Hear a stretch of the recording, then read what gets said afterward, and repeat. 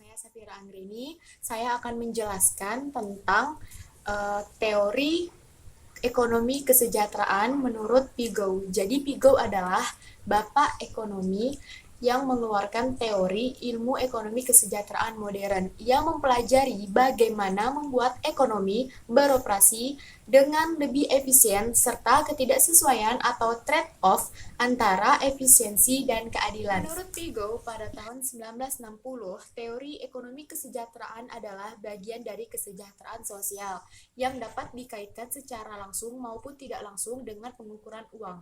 Juga mengatakan bahwa kesejahteraan ekonomi suatu komunitas terdiri dari keseimbangan kepuasan dari penerima dividen nasional atau yang biasa kita sebut produk nasional atas ketidakpuasan yang terlibat dalam pembuatannya.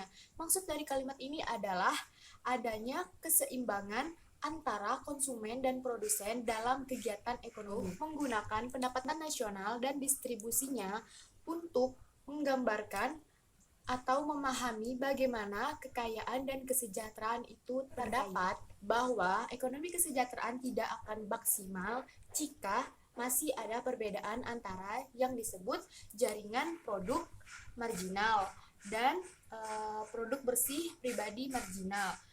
Jadi, di sini saya akan menyebutkan beberapa negara yang menggunakan atau yang merealisasikan ekonomi kesejahteraan seperti negara Swedia, Norwegia, Denmark, dan Finlandia.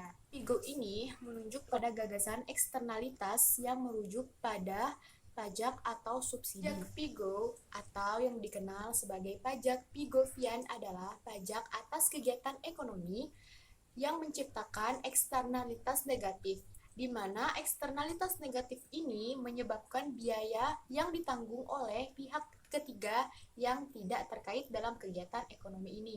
Contoh dari eksternalitas negatif seperti perusahaan yang membuang limbah di aliran atau sungai yang menyebabkan rusaknya ekosistem laut dan menyebabkan masyarakat di sekitar tempat tersebut tidak dapat memanfaatkan lingkungan itu atau SDA itu dengan baik. Piagetian ini diberlakukan untuk mengurangi adanya dampak negatif dari eksternalitas ini terhadap pihak-pihak yang tidak terkait agar terjadinya kesejahteraan dan keadilan sebagaimana yang dicetuskan oleh Piaget untuk ekonomi kesejahteraan.